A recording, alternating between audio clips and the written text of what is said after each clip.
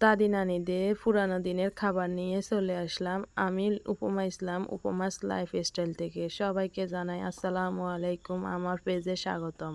আজকের ভিডিওটা একটা জাকানাকা ভিডিও হতে যাচ্ছে। বন্ধুরা সবাই মনোযোগ সহকারে দেখবে। প্রথমে আমি একটা কড়াইতে ডাল ভেজে নিলাম পাঁচমিশালি, তারপর শুটকি ভেজে নিলাম, তারপর শুটকিগুলা ঢেলে তেল দিয়ে দিলাম। তেলটা গরম হওয়ার পরে রসুন, কাঁচামরিচ, পেঁয়াজ কুচি দিয়ে ভালো করে নাড়াচাড়া করার পরে হলুদ দিয়ে দিলাম। হলুদ দিয়ে হালকা নাড়াচাড়া করে আবারও লবণ দিয়ে দিলাম। লবণ দিয়ে আবারও নাড়াচাড়া দিয়ে দিলাম শুটকিগুলা দেওয়ার পরে তার মধ্যে শিং মাছ ঢেলে দিলাম। শিং মাছ দিয়ে আবারও সুন্দর করে নাড়াচাড়া করে নিলাম।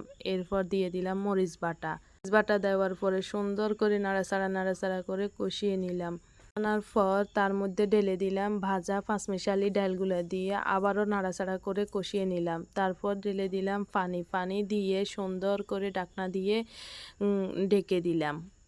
টা উঠিয়ে দেখে নিলাম ডালগুলা সিদ্ধ হয়েছে কিনা। তারপর আরেকটু পানি দিয়ে ভালো করে ফুটিয়ে নিব, যাতে একটা বলক চলে আসার পরে লাউ পাতার শাক দিয়ে দিলাম। দিয়ে সুন্দর করে নাড়াচাড়া করে নেব এবং ঢাকনা দিয়ে সেদ্ধ করে নেব। বন্ধুরা শাকগুলা সিদ্ধ হতে হতে সবাইকে বলি, আমার ভিডিওগুলো যদি ভালো লাগে প্লিজ আমার চ্যানেলটাকে সাবস্ক্রাইব করে দেবেন এবং লাইক কমেন্ট করে আমার পাশে থাকবেন। শাকগুলা সিদ্ধ হওয়ার পরে একটা পাতিলে ঢেলে নিয়ে আবারও কড়াইতে তেল দিয়ে পেঁয়াজ কুচি দিয়ে তেলের ভাগা করে নিলাম। তেলের ভাগা করা পাঁচমিশালি সবজির মধ্যে ঢেলে দিলাম এবং সুন্দর করে নাড়াচাড়া করে হয়ে গেল পাঁচমিশালি সবজি। আল্লাহ হাফেজ বন্ধুরা।